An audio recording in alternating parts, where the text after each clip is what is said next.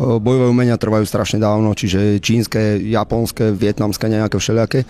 Krav Maga je tým známa, že je pomerne mladá. Ona vznikla v nejakých 40 rokoch. Je to systém sebaobrany, ktorý vymyslel Imrich Lichtenfeld, ktorý žil v Bratislave. V podstate v tej dobe vznikal celý ten režim, ktorý nebol normálny a nebol zdravý a Imi sa v ňom nachádzal. A tým, že on bol duchom aj presvedčením bol športovec, tak bol asi prvý, čo ja teda poznám, čo vytvoril nejakú skupinu mladých Židov a v podstate učil ich, ako bojovať s týmito prívržencami nacizmu, fašizmu a všetkých tých odnoží, ktorí tu boli. Imi uviedol Krav Magu ako systém do civilnej sféry. Mal svojho žiaka, Ela Janilova, ktorý je momentálne môj šéf, ktorý túto Krav Magu ďalej tvorí. Krav Maga ako taká má niektoré sféry.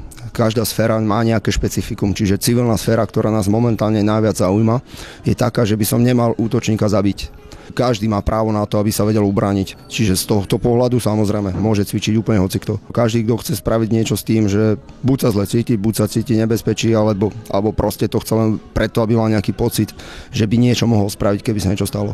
Ako policajný inštruktor som zistil, že všetky tie veci, čo som robil dovtedy a čo som vyštudoval, typu Aikido, Judo Box, sú úplne vhodné na self-defense, úplne vhodné. Takže som začal hľadať, čo asi, a zostal som prudko prekvapený, keď som zistil, že niečo, čo vzniklo v Bratislave, je najviac rozšírené v bezpečnostných zložkách, lebo je to asi najviac funkčné, ako čo som doteraz videl.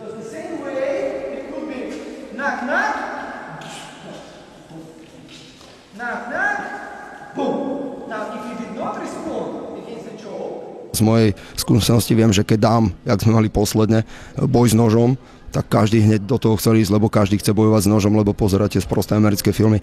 Ale keď som povedal inštruktorovi, čo od neho chcem, aby učil, tak na mňa pozeral, či mi nešíbe. Lebo oni na to pozerajú inak. On pozerá, prečo by som chcel niekoho zabiť s nožom. Keď sa bavíme o civilnej sfére, tak cvičíme základné veci. Začíname od základov a pridávame a ďalšie a ďalšie a ďalšie. A potom sú tzv. Semináre alebo eventy, ktoré dávame vždy na nejakú problematiku. Momentálne, čo je u nás, tak je problematika neozbrojeného útočníka v postoji.